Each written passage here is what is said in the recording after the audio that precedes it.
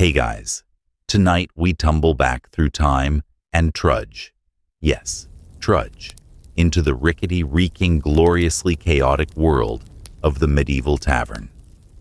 You've just arrived in town after a long, muddy walk that has left your feet blistered, your tunic crusted in unidentified substances, and your soul deeply in need of something fermented. You don't know where you are exactly. And honestly, the only landmark you trust is the vague smell of roasting meat mixed with spilled ale and a hint of regret wafting from down the cobbled lane. You're hungry, your shoes are 2 steps away from falling apart, and there's a suspicious clanking sound coming from your coin pouch, which you quickly realize is just a rock you picked up for no reason. Welcome to the travel experience of the 1300s. So, before you get comfortable, take a moment to like the video and subscribe, but only if you genuinely enjoy what I do here. And I'd love to know, where are you listening from and what time is it there? Drop it in the comments. Now, dim the lights, maybe turn on a fan for that soft background hum, and let's ease into tonight's journey together. You arrive just as the sun's giving up, sliding lazily below the wattle and daub rooftops and drenching the street in a dusty orange haze. The village isn't big, more of a haphazard arrangement of houses, sheds, and livestock, with vague aspirations toward being organized. You ask a toothless man with a cabbage under one arm where the tavern is. He points with his chin and burps. Charming. You follow the noise. It's not hard. Taverns announce themselves long before you reach the door.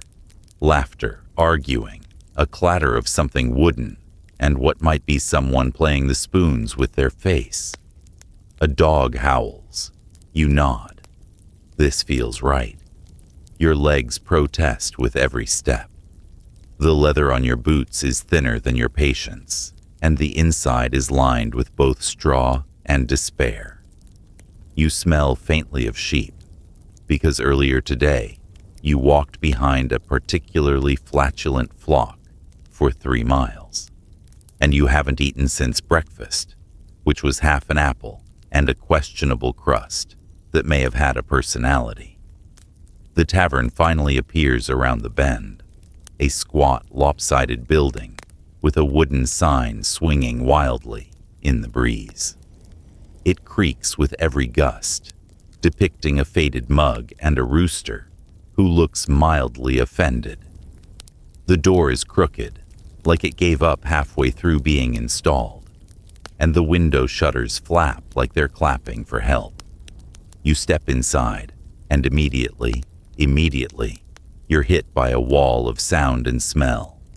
Heat blasts you in the face, not the comforting warmth of a modern radiator, but the raw, smoky fug of a large fire pit, a dozen sweating bodies, and a cauldron that's been bubbling since last Tuesday. Eyes turn toward you, sizing up your dirt-encrusted tunic, travel-stained face, and mildly haunted expression. You nod, trying to look like someone who belongs. One man raises his mug in greeting. Another burps and returns to gnawing on something that used to be poultry. A small child darts between legs, holding a crust like a trophy. You don't see any menus. There are no signs about happy hour. But there is a woman behind the counter, with arms like tree trunks and a gaze that could curdle milk. She's your new best friend, or worst enemy, depending on how well you play your cards. You shuffle to the side, trying not to trip over the dog sprawled on the floor or the extremely drunk man currently serenading his own boot. A table opens up in the corner. You rush for it. It's sticky. It smells like onions. It's perfect. You've arrived. The tavern's door groans shut behind you, like it's sighing in sympathy with your tired spine. Your eyes adjust slowly, The room is lit by a few flickering torches and the orange glow of the hearth, where a stew pot hangs like it's been permanently welded to the iron hook. The fire crackles, smoke curling upward to a hole in the roof that could generously be described as ventilation. You wonder briefly what's in the pot, then decide not to ask just yet. Mystery enhances flavor. You glance around. The place is packed. Humans, animals, and possibly one or two questionable spirits. There's a goat under one table chewing on a discarded shoe. No one seems to own the goat. You make eye contact with it, and it blinks slowly, as if to say, "Welcome to the show." Every table is cluttered with mugs, bowls, elbows, and unidentifiable stains. The floor is coated in a blend of sawdust, spilt ale, and the kind of grime that could legally be classified as medieval lacquer. The walls are uneven timber, plastered with faded banners, and what might be a mummified rat nailed up for luck. You step further in, navigating between chairs and loud conversations. The voices rise and fall like an ocean of slurred storytelling, tales of kings, lost rings, one man's suspiciously specific dream about a cheese wheel the size of a cart. You duck as a woman with particularly enthusiastic hand gestures flings stew across the room while explaining something about taxes and a goat that won't marry. Then you spot it, the bar.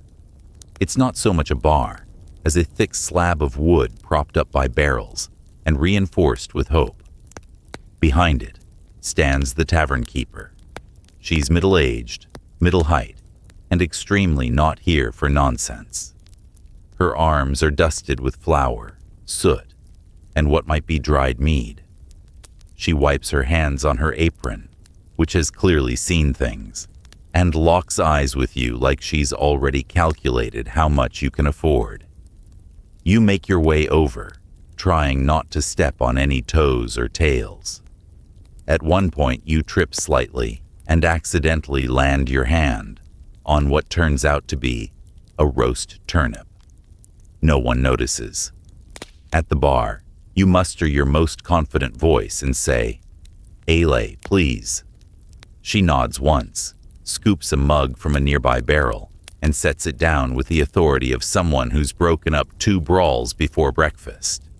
You pay with 2 coins that might be legitimate. She doesn't bother to check. She's already ladling something thick and beige into a bowl. Historians still argue whether medieval taverns were primarily for food, drink, or unfiltered gossip. This one, you're quickly learning, is an aggressive blend of all 3. You take your mug and scan the room again. There are a few empty spots at the far side, though empty is relative. One has a suspicious puddle and a chicken guarding it. The other has a slumped man possibly napping, or perhaps expired. You choose a third table with only mild scorch marks and one snoozing patron.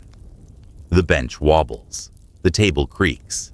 A spider descends from the rafters like it's about to deliver a soliloquy. You sip the ale.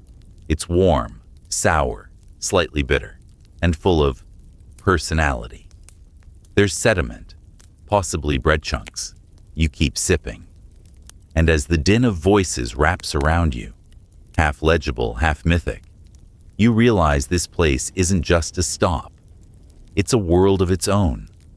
A place where travelers, locals, misfits, and nobles in hiding all rub elbows and share stew that may or may not contain turnip peels and destiny. The Tavernkeeper yells something about keeping hands off the dog. No one listens. The goat sneezes. You lean back, drink in hand, wondering just how weird this night is going to get. The first thing you truly feel in the tavern, beyond the ache in your feet and the slow warmth of ale curling in your stomach, is the smell. Oh, the smell. It hits you like a low-hanging beam in a poorly lit hallway, sudden, unexpected, and slightly insulting. It's not one smell, of course.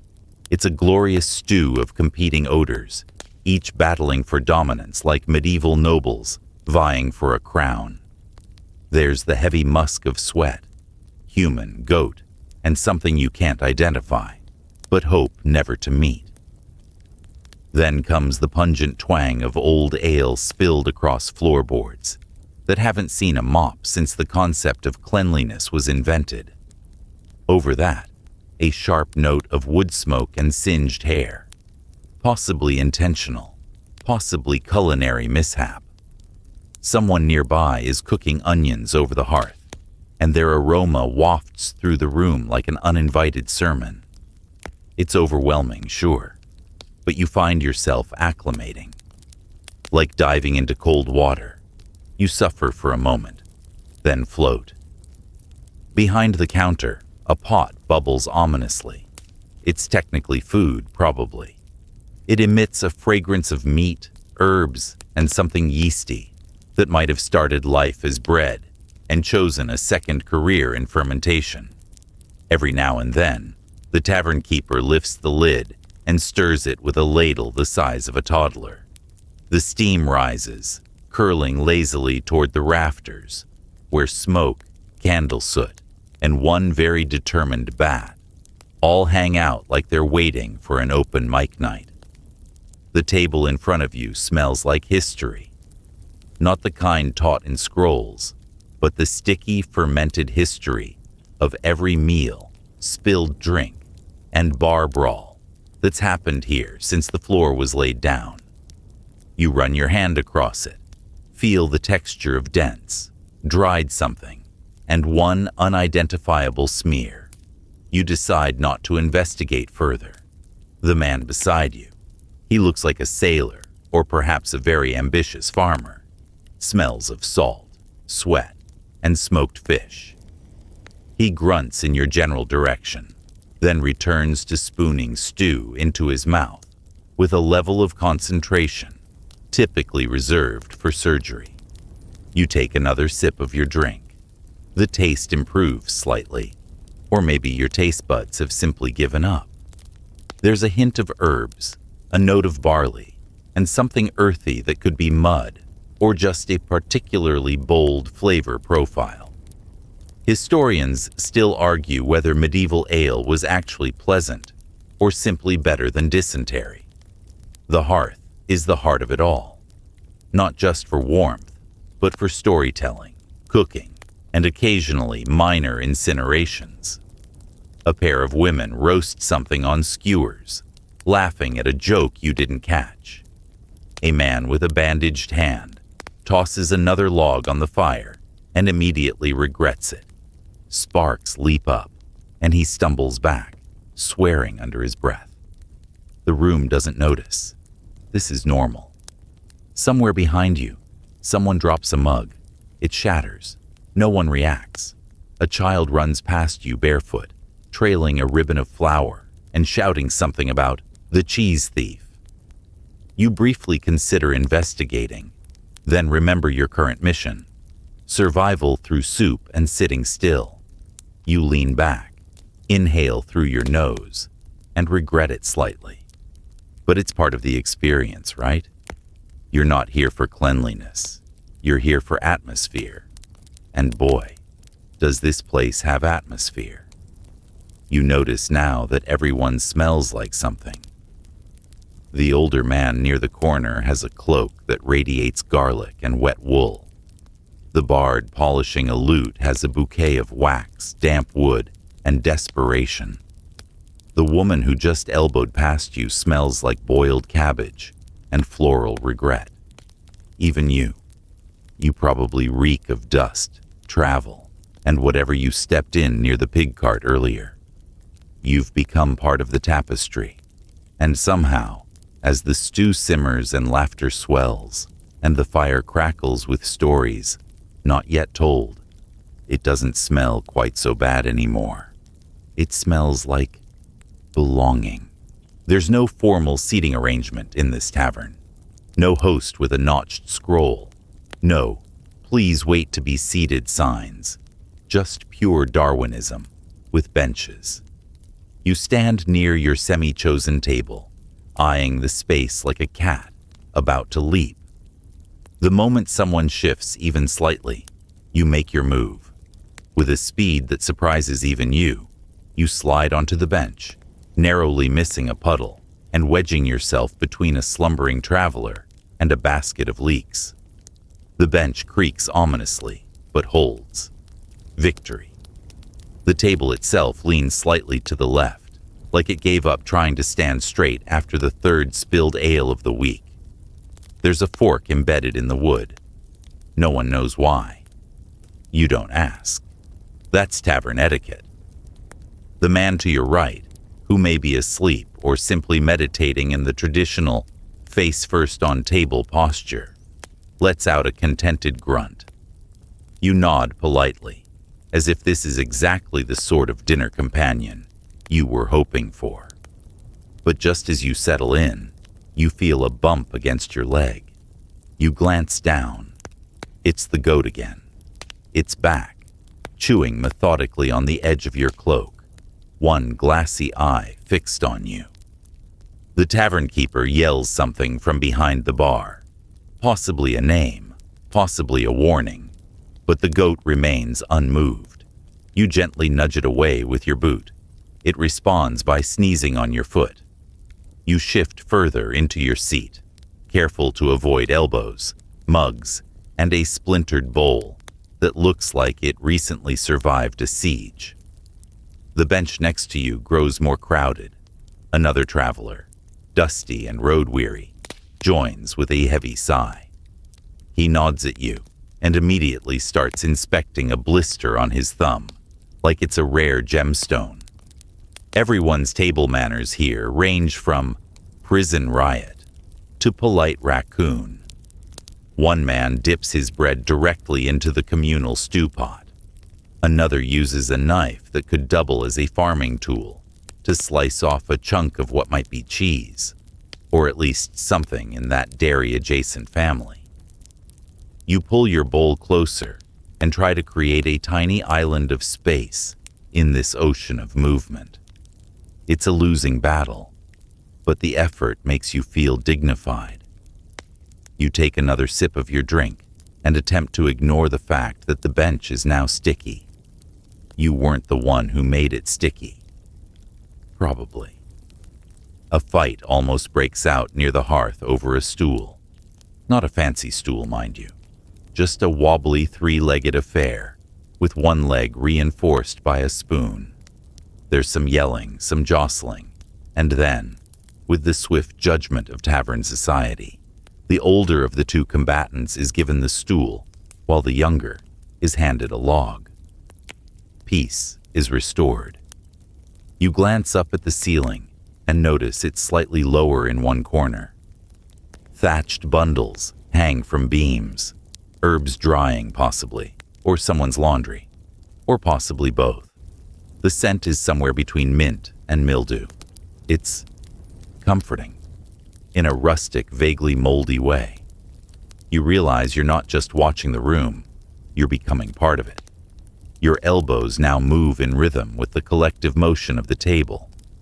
You pass the bread, accept a ladle of stew, nod at a joke you don't understand but laugh anyway. It's like being swept into a medieval flash mob, only with more turnips. The goat circles back. You throw it a crust in defeat. It accepts this offering and trots off, triumphant. And as the noise swells, and the room rocks slightly from uneven flagstones and enthusiastic storytelling, you lean back, just enough to breathe, not enough to fall, and let the chaos carry you. You've got a seat. For now. You've claimed your seat, barely avoided being adopted by a goat, and survived your first round of questionable elbow proximity. Now comes the next challenge, ordering. The concept of ordering in a medieval tavern is looser than you'd like. There's no chalkboard menu, no barkeep waiting to take your exact preferences. You're just supposed to know what's available. usually based on what smells are strongest and which dish is being yelled about the most. You attempt eye contact with the Tavernkeeper, who's in the middle of refilling mugs while scolding a man attempting to pay with a blessing and a smile. Eventually, she stomps over, flour still on her hands, and gives you a look that translates loosely to, "Get to the point." You stammer something about food. She nods curtly. You add, "And some ale," then quickly clarify, "The normal kind." She grunts, already turning back toward the cauldron, presumably having heard all she needed. You realize there are two choices for dinner: the stew or not the stew. And since not the stew involves whatever's left of a very old cheese and some stale bread that may or may not be petrified, you decide to put your faith in the pot. The stew arrives moments later, slopped into a wooden bowl with all the ceremony of a hiccup. It's a murky blend of root vegetables, chewy meat, identity unclear, and enough salt to dry out a sea serpent. You take your first bite. It's hot, it's heavy, it tastes like potatoes, turnips, and ambition. There's a hint of thyme and possibly shoe leather. And yet, you don't hate it. It's comforting in the way only something vaguely food-like and served with the full weight of tradition can be. The ale arrives in a clay mug that looks like it was made by someone who's never seen a circle. You take a sip. Warm, thick, slightly tangy. Definitely beer adjacent. You suspect it was brewed by monks who got distracted halfway through, but decided to bottle it anyway. As you eat, you listen. You don't speak much. No one expects you to. But you observe. You learn that asking for something without onions is the fastest way to be laughed out of the building. You also learn that referring to a dish as interesting will earn you a suspicious glance from the cook and a larger second helping. A man at the next table tries to order something fancy, meat pie if you please. The Tavernkeeper stares at him for a full 5 seconds before saying, "Do I look like I've got a pie?" He settles for stew. Historians still argue whether tavern fare was genuinely nourishing or simply a means of staying alive long enough to complain about it. You lean toward the latter, though you admit the meal is growing on you, possibly because it's now the warmest thing you own. You notice the regulars never actually order, they just wave or grunt. The Tavernkeeper knows their routines. A man with a scar and one eyebrow raises his spoon, and stew appears. Another taps his mug 3 times and receives a mysterious clear liquid. You suspect that drink may strip paint. You try your luck with a second helping. You nod toward your bowl, raise your eyebrows meaningfully, and hold up a coin. The Tavernkeeper nods once and refills it. Success. You're now fed, somewhat buzzed, and officially invested in this culinary roller coaster. And though the stew is doing something strange in your stomach, and the ale has begun whispering secrets to your brain, you can't help but feel oddly content. Sure, the food's mysterious. The ale may contain bark, but it's warm, filling, and shared with people who also once ordered the stew and survived.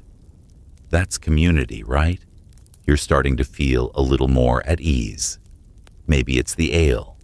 Maybe it's the fact that your cloak no longer smells like damp goat quite as strongly as before. Either way, you're beginning to understand something crucial. This place doesn't run on food or drink. It runs on the Tavernkeeper. She's not just the cook. She's not just the woman behind the bar.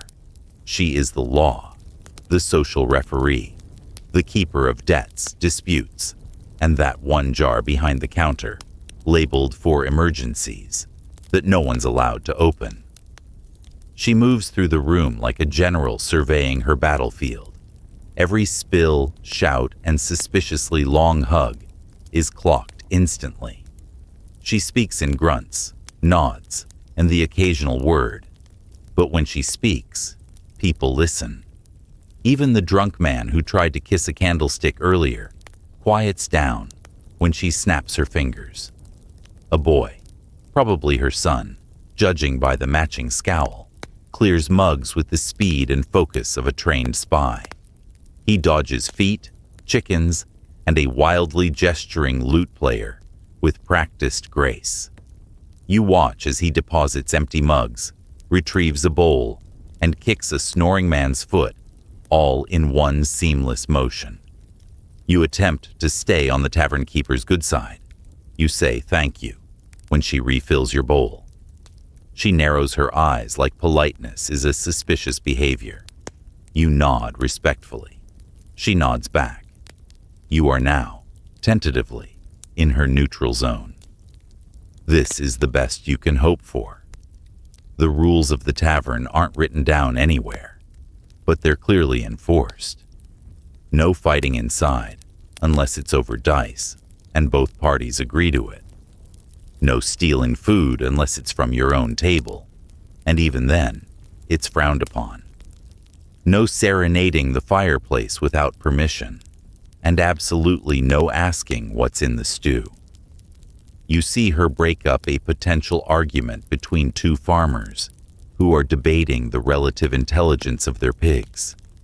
She doesn't shout. She just walks over, folds her arms, and says one word. Outside. They leave immediately, arguing all the way to the door. She then turns and goes right back to ladling ale, as if she didn't just avert a barnyard-themed duel. Historians still argue whether women tavern keepers held real social power or were simply tolerated out of necessity.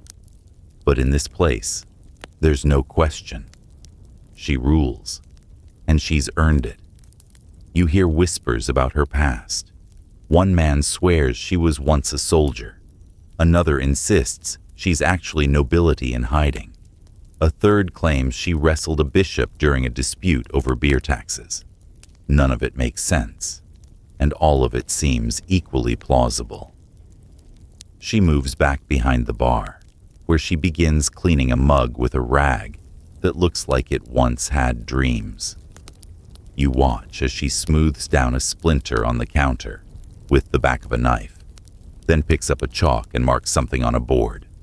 4 slashes and a tally. Someone owes her 4 drinks and a debt of silence. You realize, too, that people don't pay all at once. Tabs are kept, on trust or threat, you're not sure. But the coins jingle softly when they do change hands, and always under her watchful eye. She glances around the room like a shepherd with a very poorly behaved flock. For now, things are calm. The stew is simmering, the fire is crackling, the goat is napping on a coat it definitely doesn't own. She lets out a soft grunt of approval, and the tavern, somehow, exhales with her. You sip your ale, keep your elbows off the counter, and say nothing about the fact that your spoon just moved on its own. Your mug is half empty, or half full, depending on how far into the evening your optimism has wandered off. Either way, it's time to embrace what you suspect is the tavern's most celebrated feature, its drinks, and, more specifically, the murky, foamy concoction currently swirling in your hand like it has ambitions beyond hydration. The Tavernkeeper didn't ask what kind you wanted. She just gave you the ale. There's no IPA, no stout, no something seasonal from a cask the bartender found in a shed. There's just ale, and it comes with sediment. You take another sip. It's thick, not in the rich and creamy sense, but in the I'm pretty sure I just chewed sense. There are hints of barley, smoke, and what you desperately hope is not a twig. You swirl the mug and consider the viscosity. It glugs back at you. Historians still argue whether most medieval beer was meant to be enjoyed or simply endured. Given the options, disease-riddled water or this grainy brew, the choice isn't difficult, even if your stomach might vote differently in an hour. Around you, the regulars are knocking back their drinks like they were born with tankards in hand. The man with the one eyebrow is double-fisting mugs like he's got something to forget. A group in the corner debates whether this batch is stronger than last week's, when two men tried to joust using broomsticks, and one broke his dignity. A woman near the hearth orders something with bite. The tavernkeeper raises an eyebrow, then retrieves a jug from beneath the counter that has no label and a crust on the rim. It pours like syrup and smells like roasted regret. She drinks it with a wince and then high-fives a stranger. You hear someone mention mead, honey wine, sweeter and more expensive, a luxury. You consider asking for it, but then remember the suspicious gleam in the tavernkeeper's eye when the last person tried to make a special request. That man is now inexplicably asleep under a bench. Instead, you stick with your ale. You've grown oddly fond of its chewy personality and unpredictable aftertaste. It's the drink version of a very enthusiastic storyteller, full of surprises, a little messy, but oddly endearing once you accept that it won't be quiet. The flavors mellow with each sip, or maybe your tongue just gives up protesting. You detect notes of herbs, sage perhaps, or nettle, possibly accidental. The monks who brewed it likely used whatever they had on hand, and divine inspiration, or desperation. You remember hearing once that ale had to be consumed quickly, or it would spoil. You consider that this batch might already be halfway there. But there's a comfort in its warmth, in the way it coats your throat and convinces your muscles to stop clenching for the first time today. Conversation flows easier now. You find yourself smiling at a joke you don't fully understand. Someone sings a snippet of a song. You chime in instinctively, off-key, and one verse behind. No one notices. The goat returns, eyeing your mug. You guard it protectively. You're not sharing. By your second drink, the room softens. The clatter becomes background music. The laughter echoes like distant waves. You feel like you've always been here, leaning on this rickety table, trading stories with strangers, and sipping something ancient, flawed, and stubbornly alive. It's not wine. It's not refined. It may not even be entirely legal by modern standards. But it's ale. And tonight, that's more than enough. Your tongue is comfortably numb. Your mood is rising like a well-fed souffle. And the tavern around you is buzzing, not just with sound, but with stories. You've discovered one of the true pleasures of the medieval drinking hall, eavesdropping. There's no quiet corner here. Every table is a theater, and every person a part-time bard, with ale-loosened lips and dramatic hand gestures.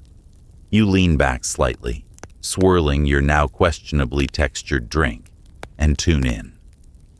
The table to your left features 3 tradesmen arguing about the best wood for coffin making. One swears by oak, another by pine, and the third insists his uncle was buried in a wheelbarrow and slept just fine. You raise an eyebrow. No one notices.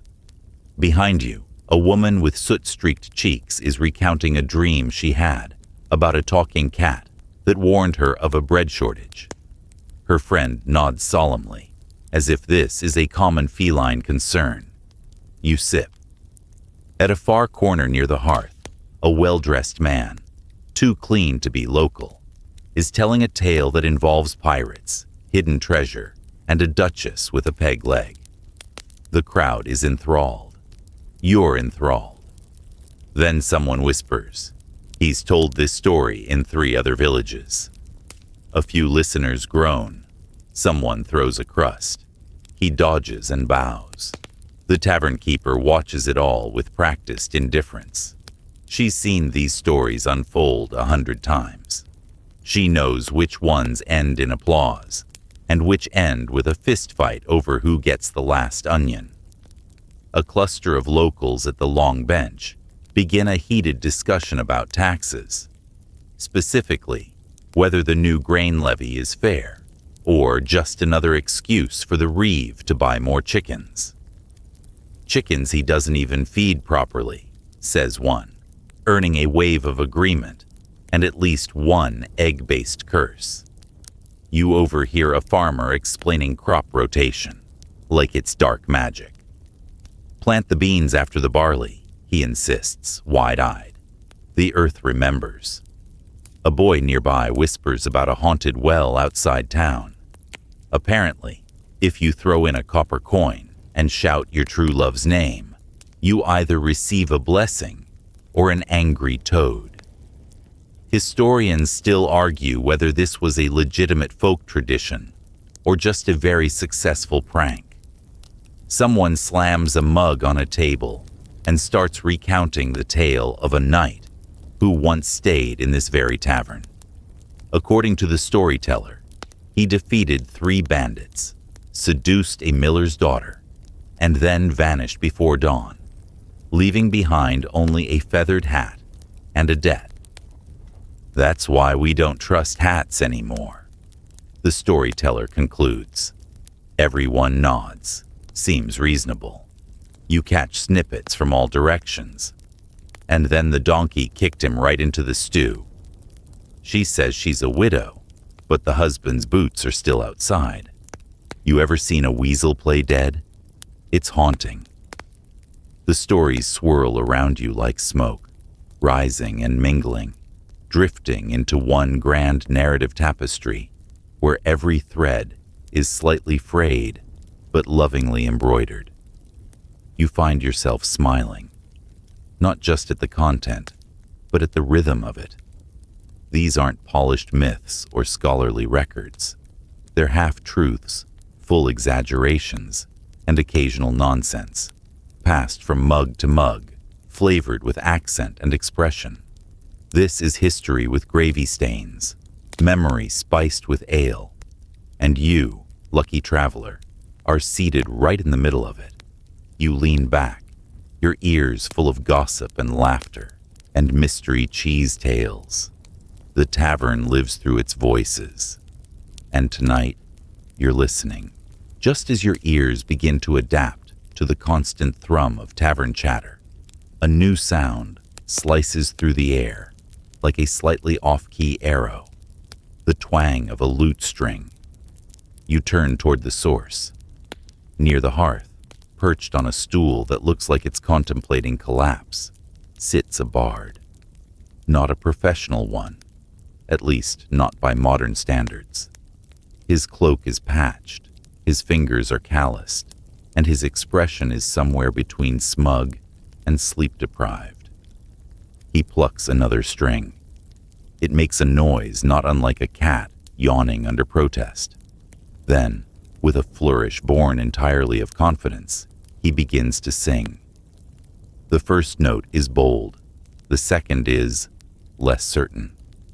The third sounds like it might have been stolen from a different song entirely. But the tavern responds, not with groans or boos, but with a slow, drunken harmony. People start singing along, loudly, incorrectly, passionately. You, caught in the spell of the moment, and also 2 mugs of ale, hum along. You have no idea what the words mean. Something about goats, lost love, and a misplaced boot. But you nod rhythmically like you've known this ballad your whole life. The music continues, alternating between melancholic wailing and energetic foot stomping. A woman with bright eyes and a voice like thunder joins in, turning the solo into a duet.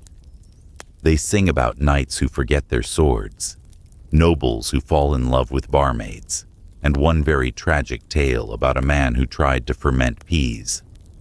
It didn't end well. Someone begins drumming on the table with wooden spoons.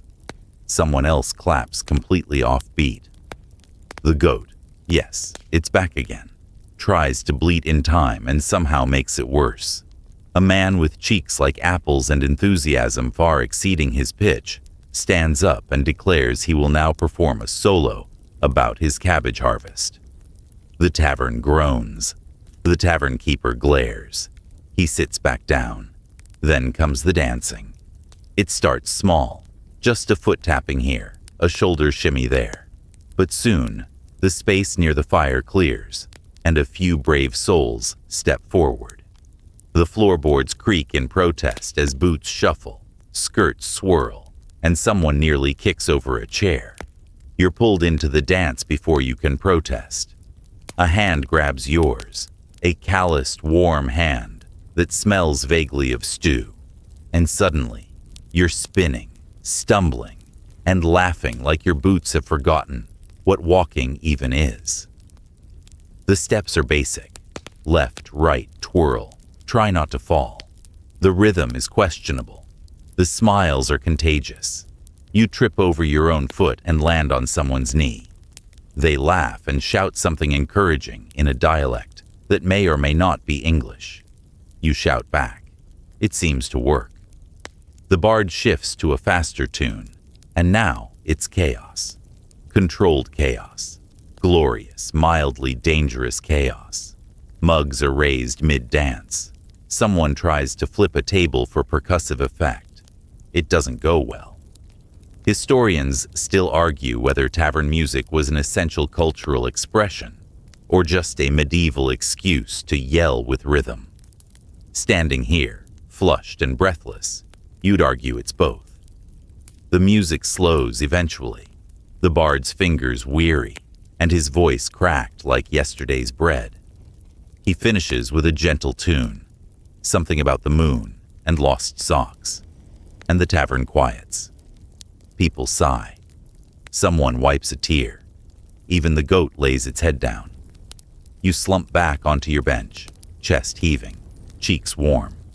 Your drink's gone warm, your tunic's damp with sweat, and your heart is somehow lighter. The music is over, for now. But your ears are still ringing, with song, with laughter, with the rhythm of a night that's far from over. As the music winds down and the lute is tucked away like a sleepy child, the tavern doesn't go quiet. It just shifts. The energy condenses, like fog turning into dew, and new rituals take over. You barely have time to catch your breath before someone slams a small wooden box onto the table with a theatrical, "Ha!" It's dice time.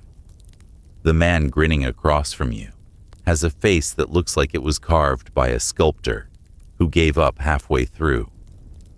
He shakes the box with a confidence that suggests this is not his first hustle. You nod, unsure whether to engage or retreat to your soup. Too late. Someone places coins on the table. Another adds a dried apple. You find yourself contributing the last button on your cloak, which you remove with the solemnity of a knight unbuckling his sword. This is how empires rise and fall. The game begins. You don't really understand the rules. There's a lot of shouting, numbers, accusations of treachery, and one very enthusiastic cheer every time someone rolls a double six. You roll the dice. They bounce. People gasp. The goat sneezes. You win something. The grinning man frowns. You hide your surprise behind your mug. Next round, things escalate. Someone bets a pair of socks. Someone else bets a poem. You're offered a trade, one moderately valuable roll, in exchange for future loyalty. You have no idea what that means, so you accept. You're now apparently indebted to a man named Tormund, who once arm-wrestled a bishop and lost only emotionally. As the rounds continue, tempers rise. A man slams his fist on the table, claiming the dice are cursed. Another insists the goat is influencing the rolls. A brief scuffle breaks out, but is resolved when the tavernkeeper walks by and mutters a single chilling word: out. They immediately calm down and resume arguing about turnip weights. Historians still argue whether medieval gambling was a serious pastime or just a structured excuse to part fools from their silver. Either way, you're hooked and increasingly broke. You win a crust of bread, then lose it, then somehow win a toothpick carved into the shape of a bishop. You treasure it briefly before the bard bets his last shoe and wins it from you. The room pulses with the thrill of luck and the chaos of inebriated arithmetic. One man tries to cheat by using a weighted die carved from bone. He's caught when it rolls sixes 3 times in a row and spontaneously explodes. The tavernkeeper confiscates it and adds it to her shelf of interesting mistakes. Someone tries to start a card game. No one knows the rules. They invent them. Within minutes, someone is declared the new mayor. Someone else has to sing every time they draw a spade, and a third is required to wear a cabbage leaf as a hat. You don't question it. It makes more sense than most local laws. Eventually, the dice lose their shine. The coins are spent. The button economy collapses. You've lost your dignity, half your ale, and possibly custody of your shoes. But you've gained laughter, fleeting triumph, and the realization that everyone cheats a little, but only if they're caught. The games wind down. The table breathes a collective sigh. You sit back, exhausted and somehow energized, marveling at how something so simple could make you feel so alive. You still don't know who won. But in the grand scheme of medieval tavern nights, maybe the point wasn't winning at all. Your winnings from the dice game? Gone. Your pride? Questionable. Your energy? Dwindling fast. It's officially past the hour when coherent thought begins to fray like the edge of a tavern broom. And so, with eyelids heavy and muscles sore from enthusiastic dancing and unlicensed gambling, you turn to the next essential part of tavern life: sleep. Now, to be clear, sleeping at a medieval inn is not a private affair. There are no key cards, no reception desk, no little bottles of shampoo arranged like polite soldiers on a nightstand. You approach the tavernkeeper, who glances at your travel-stained face, squints at your feet, and finally nods toward the stairs with the weary resignation of someone assigning you to a hayloft she hasn't personally checked since last harvest. You ascend a narrow, creaking staircase that sounds like it's one sneeze away from retiring. At the top, a crooked hallway leads to a single large room, dimly lit by a flickering tallow candle stuck in what might once have been a turnip. Inside, there are 3 beds, or beds, rather. Slabs of wood, topped with sacks of straw, covered in something that once resembled a blanket, but now more closely resembles an ongoing experiment in dust accumulation. There are already people asleep. One is snoring like a medieval foghorn. Another is muttering in his sleep about tax collectors and honey theft. A third, impressively, is asleep while standing and leaning against a support beam like a very relaxed bat. You pick the bed furthest from the window, which is mostly a hole in the wall with a bit of oiled linen stretched across it. You poke the mattress. It responds with a squeak and a small puff of hay dust. Acceptable. You remove your boots. Immediately regret that decision. The smell threatens to wake the snoring man. You stuff them under the bed and pretend nothing happened. You lie down. The straw crunches. Something wriggles near your elbow. Possibly a flea, possibly a dream. You cover yourself with the blanket, which is damp at one end and scratchy at the other. Still, you're warm, you're horizontal, and for the first time all day, no one is trying to sell you pickled eggs. Your fellow guests shift and grunt in their sleep. Someone turns over and sighs deeply. Another groans and mutters the name Helga, which may be a person or an especially memorable pig. The tavern below continues to hum with faint sound, clinking mugs, fading laughter, and the distant creak of a stool that refuses to retire. It's oddly soothing. Historians still argue whether shared lodgings were born of necessity or simply the medieval way of saying, personal space is a future problem. Either way, you're part of a warm, breathing pile of exhaustion, and it somehow feels right. You begin to drift off. Then something tugs at your sleeve. You open one eye. The goat. It has made its way upstairs. It stares at you. You stare back. Neither of you blink. Then, with the grace of a much larger creature, it curls up at the foot of your bed and promptly begins to snore. You consider kicking it out, but it's warm, and honestly, you've had worse bedfellows. So you close your eyes, nestle into the rustling straw, and let the sounds of the tavern lull you toward sleep, goat and all. Morning arrives not with a gentle sunrise or a polite knock, but with the sound of someone downstairs dropping an entire tray of mugs, followed by a string of colorful expletives that could blister fresh bread.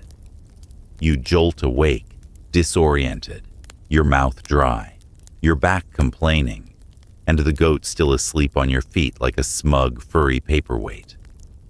You sit up slowly, brushing straw from your hair and blinking at the early light filtering through the oiled linen window.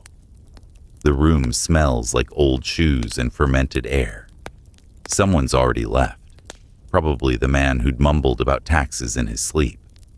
His straw bed is vacant, slightly flattened, and suspiciously damp at one corner. You decide not to investigate. Downstairs, the tavern is quieter, but not by much. The fire's been rekindled. The stew has been reawakened, new ingredients added, old ones persisted. A few patrons remain from the night before, slumped over tables, or slurping morning broth with the same intensity they applied to last night's ale. You make your way to a bench, limbs aching. The tavernkeeper nods at you, already ladling out something grayish into bowls. Breakfast, in medieval tavern terms, is less a meal and more a ritual of survival. You're handed a bowl and a mug of water that's been boiled, maybe. Possibly just warmed by proximity to the hearth. The stew is different today. Thinner, less adventurous, possibly oat-based, still warm. You eat. As you slurp, the tavern begins to refill. But now it's not travelers, it's locals, and they bring with them something even more potent than onion fumes or last night's spilled ale: gossip. You sip cautiously, ears perked. At the corner table, two women are discussing the miller's apprentice, who was seen sneaking into the widow's garden after moonrise. He wasn't after vegetables, one whispers. You nearly choke on your broth. A bearded man, halfway through a loaf of yesterday's bread, leans in to tell anyone who'll listen that the reeve has been miscounting hens. It's the scandal of the month. 6 hens declared, 8 seen, 2 eggs missing. Coincidence? I think not. Across from you, a baker with flour still on his face is muttering about grain prices. Gone up again. That's what you get when the Lord marries someone with fancy porridge tastes. This is met with knowing nods and one aggressive snort from a blacksmith who clearly harbors deep opinions about oats. Historians still argue whether taverns were primarily for leisure or for informal governance. Sitting here, watching tax disputes unfold over stew and someone nearly weep about lentils, it's clear. This is politics, local style. The tavernkeeper says nothing. She just refills mugs, scowls at anyone who spills, and occasionally mutters something caustic about the bishop's latest sermon. "Said ale is a sin," she says. "Still drank 3 cups last week." The talk turns to weather, always a safe bet. Then to livestock. Then, somehow, back to the miller's apprentice, who has now allegedly fathered 2 geese and a scandal. Details are fuzzy. No one questions them. You feel oddly at home, like you've been inducted into a secret society whose only requirement is a tolerance for stew and an interest in who insulted whom with a turnip. Your bowl is empty, your ears are full, and your heart, unexpectedly, is a little lighter. This is the true function of the medieval tavern, not just food and shelter, but connection. A place where even the goat has a role. A place where stories grow faster than weeds. And you? You've just become part of them. You've just finished a breakfast that technically qualifies as solid, and are considering whether to pay for another ladle of it when the tavern's atmosphere shifts. Subtly at first, then all at once. It starts with a woman in a green cloak standing by the hearth, clearing her throat with theatrical purpose. Conversation dims slightly. The tavernkeeper raises an eyebrow but says nothing. The woman reaches into a pouch and pulls out 3 wooden spoons and a small scroll. The regulars groan in unison. It's performance night. The tavern doesn't have a stage. It barely has level flooring. But that doesn't stop the aspiring artists of the world from treating it like a royal hall. Tonight's performance, a puppet show, or maybe political satire disguised as one. The woman unfolds a faded cloth and strings up a miniature curtain between 2 stools. Her puppets are mismatched. One's a knight, one's a sheep, and one appears to be a turnip with a face carved into it. She begins the tale. It's the tragicomic saga of Sir Belchalot and the evil mayor of Cheese Hill, told entirely in rhyme. The sheep falls in love. The turnip leads a rebellion. The knight forgets his sword. You can't tell if this is a metaphor or just her lunch talking, but the crowd is riveted. A few even toss coins, real ones. You clap. It feels appropriate. Then, without warning, the bard from last night leaps onto a bench and declares that he will now perform the Ballad of the Shy Dragon. The tavernkeeper gives him a look that could wither plants. He bows deeply, then begins. The song is long, very long. Somewhere around verse 7, a man at the next table starts snoring, face down in his mug. By verse 11, you suspect the dragon might just need a hug. But verse 15 features a twist involving a stolen sausage that earns actual applause. He finishes with a flourish, then immediately slips off the bench and lands in a seated position on the floor. The room erupts in polite amusement. Before you can breathe, the spoon juggler arrives. This man is serious. He lays out his spoons, polishes them dramatically, and begins juggling them with the grave intensity of a man defying gravity, one bent utensil at a time. A few fall. He catches most. At one point, a spoon flies into someone's bowl. They continue eating. It's fine. Then, the unexpected highlight. The town's oldest resident, Granny Willa, stands and recites a poem she claims was whispered to her by a fox. It starts with "Ode to My Missing Sock" and somehow evolves into a heartfelt meditation on aging, stew, and the inevitability of ducks. The tavern is silent when she finishes. Then, a slow clap. Then a cheer. You find yourself wiping away a suspicious tear, possibly from emotion, possibly from the soup. Historians still argue whether tavern entertainment was a form of art, escapism, or low-budget therapy. After hearing a puppet turnip quote philosophy and watching a man balance spoons on his nose while reciting riddles, you're convinced it's all three. By now, the room is buzzing again. People trade reviews of the performances, argue about whether the dragon deserved better, and one person sketches the puppet show in charcoal on the wall. The goat wanders through, unimpressed, possibly offering its own silent critique.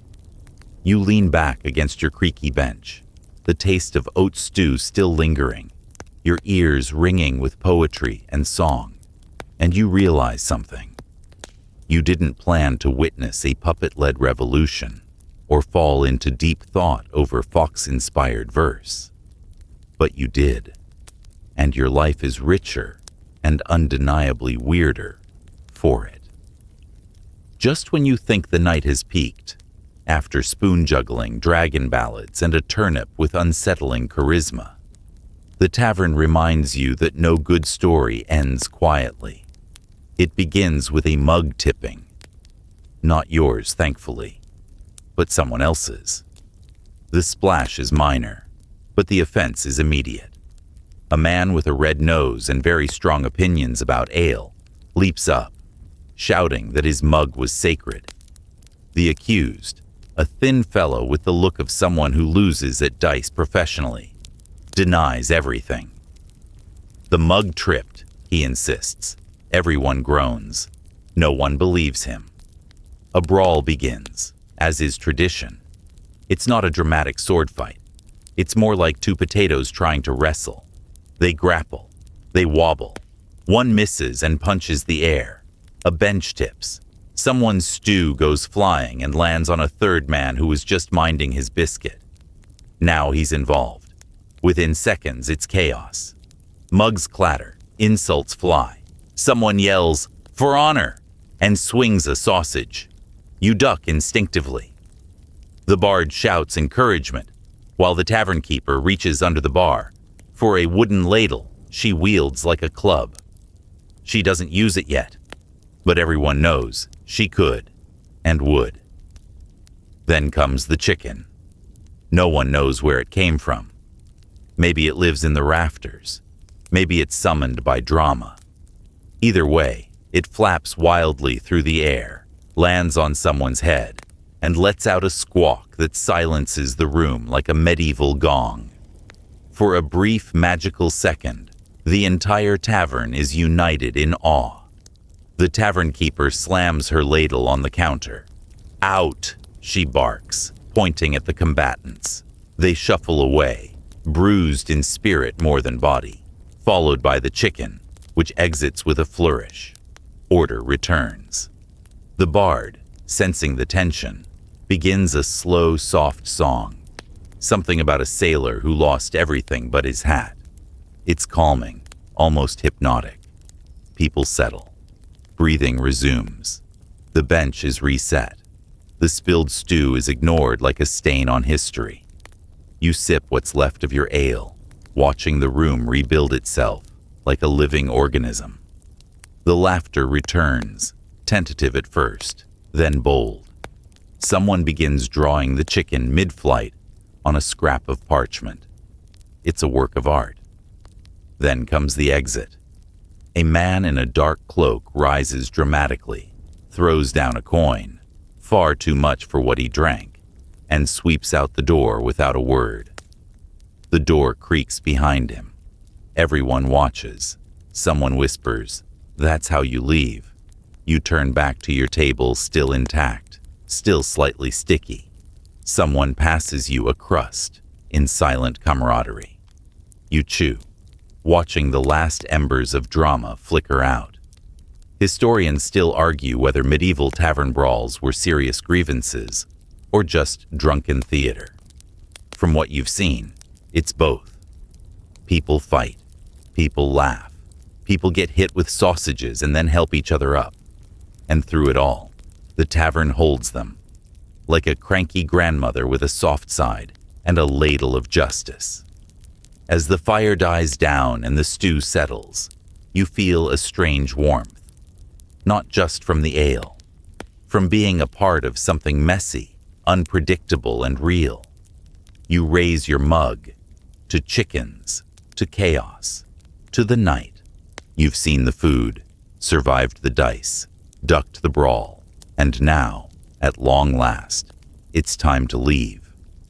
Your feet ache, your head hums, and your tunic smells like stew, smoke, and someone else's disappointment. But your belly is full, your coin pouch is only moderately lighter, and somehow, you're walking away with memories and possibly fleas. The tavern door creaks open as you step outside into the cool night air. It hits you like a balm, clean, crisp, scented faintly with wet earth and the distant scent of cows doing cow things. Behind you, the tavern still glows, flickering firelight dancing in the crooked window like fireflies drunk on fermented honey.